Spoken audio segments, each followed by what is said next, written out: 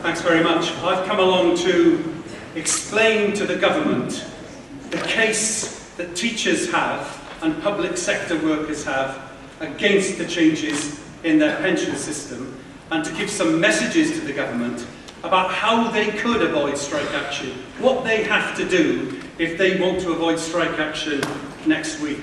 I think the first message to give to the government, and you've heard this before, but it's worth repeating, is that they have almost entirely now lost the confidence of the teaching profession as far as this pensions are concerned.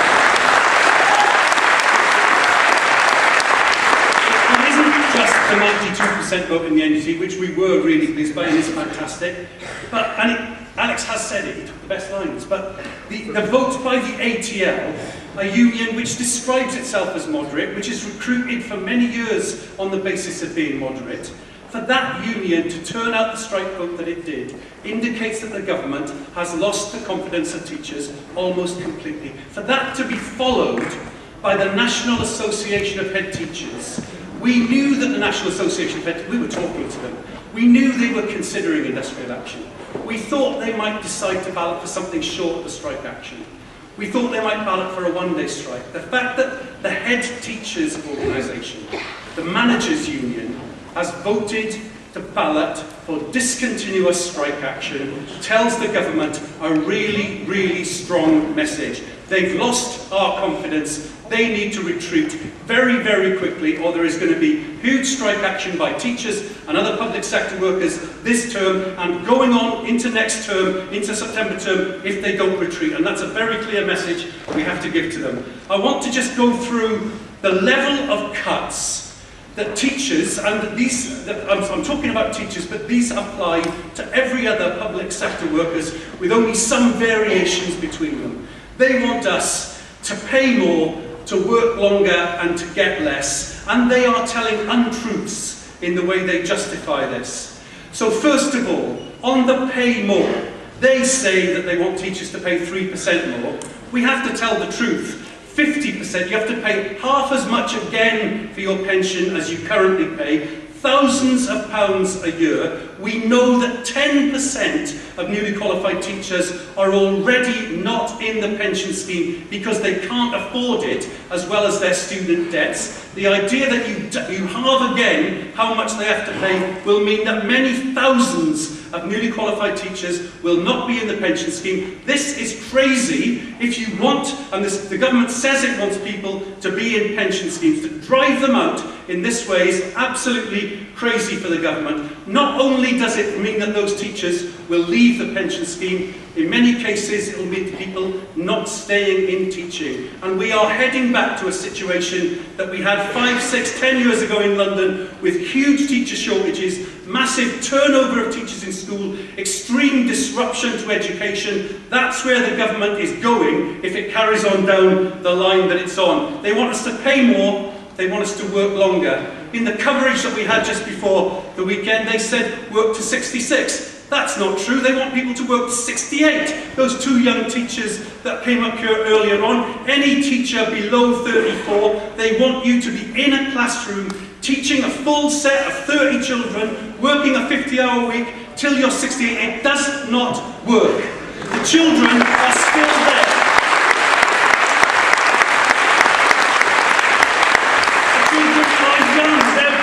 They're running around and good on them for doing it, and the idea that you can keep up with them when you're 68 is frankly farcical. In fact, government doesn't mean teachers to work to 68. They know they won't be able to do it. They know that many of them would be sacked on competency and ill health grounds before they get there. What they want them to do is still to retire, but to get less for it. Every year less than 68, those young teachers retire, they will lose another 5% of their pension, so that if they go at age 68 times 5, 40% of their pension missing, tens of thousands of pounds of pension every year missing from their pension if the government gets its way. We cannot allow that to happen. It will destroy our profession. They want us to get less, and they've already done this. Danny Alexander says The government says they want to negotiate. Danny Alexander tells the truth and explains that their mind is already made up. But they have already implemented one of these cuts, haven't they? From last April, they changed RPI to CPI. Right. One consonant doesn't sound like a lot. No. Even if you know that CPI is about 1% less than RPI, that doesn't sound like a lot. You have to understand compound interest. Teachers are very good at explaining this idea. You lose 1% in the first year, a bit more than 1% in the second year of retirement. By the time you get to 70, losing well more than 10% of your pension. And this is absolutely disgraceful. It is an attack on accrued rights. So there's a colleague down the front here cheering me on about RPI, CPI. I imagine that you have retired, sir. I haven't done this. And you have paid into your pension for many, many years. Yes. The teacher's pension scheme the teacher's pension scheme has been uprated, and I think this is true for every other public sector scheme, has been uprated at RPI every year since 1971. So if you started teaching in 1971 and you work through 40 years till 2011 and you retire at age 60, you'd have to start very young, you'd have to start at age 20, which is hard to do for a teacher. But let's say you've done those 40 years. You've paid into the pension scheme every year, and every year it was uprated at RPI. When you get to retirement, they change it and they take away at least 15% of your pension pot. They say they are not attacking accrued rights. That is absolutely an attack on accrued rights, and I accuse the government of lying about this.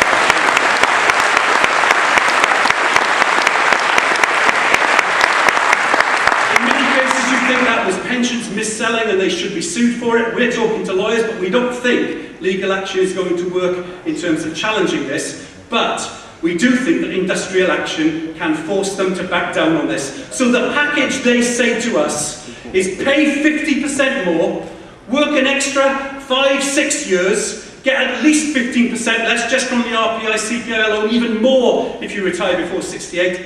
That's the package they bring to us. That's why we're angry. But more than that, because it is completely without any justification. They have no basis for making these changes. They say it's unaffordable.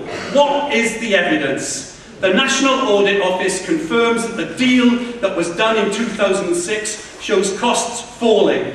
The Hutton report has a chart which shows the total costs of public sector pensions falling from here for the next 40 years.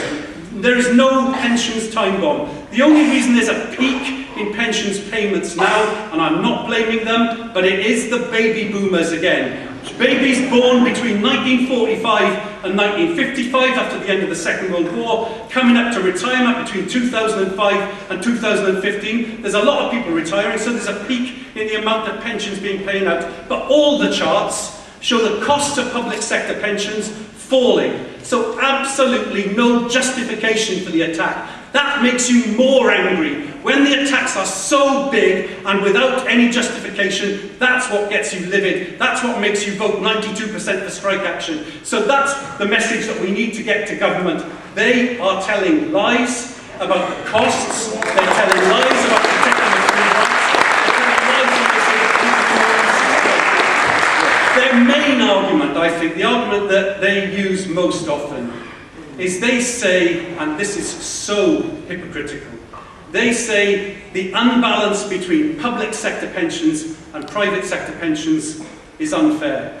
David Cameron, I don't know if you've heard him say this, it turns my stomach when I hear him say it, and I do hear him. Taxpayers Alliance say the same thing. They say there's a sort of apartheid in our country, and they use that word. They choose that political word to describe the difference between public sector workers and private sector workers. As a young student, I had a marginal involvement in the anti-apartheid movement, but I do know enough to know that when the blacks in South Africa were fighting against apartheid, they were fighting to lift people's rights up, not to reduce people's rights down. David Cameron, absolutely hypocritical.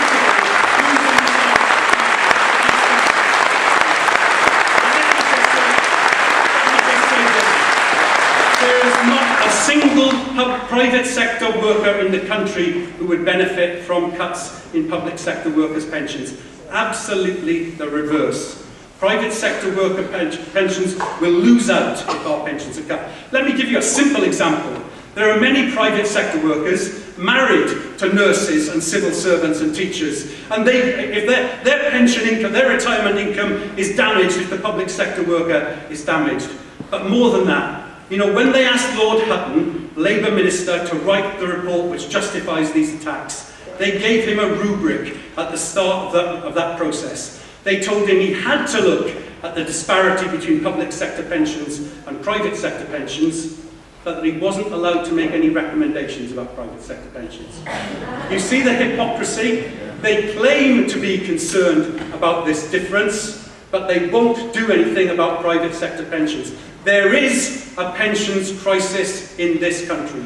It is not the teacher pension scheme, it is not the civil service or the health pension scheme, it is not any of the public service pension schemes.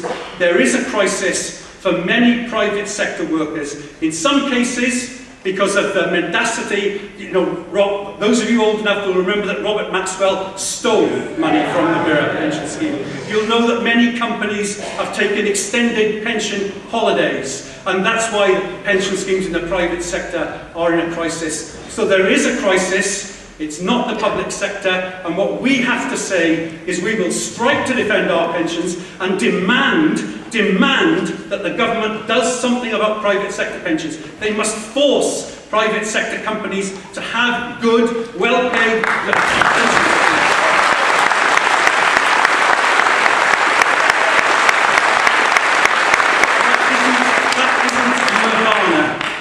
That's in many European countries, companies are forced into pension schemes. Our government presides over one of the most unequal societies in Europe. Our task is to demand no attacks on the public service pension schemes, demand that the government does something to put right the scandal of the attack on private sector pensions.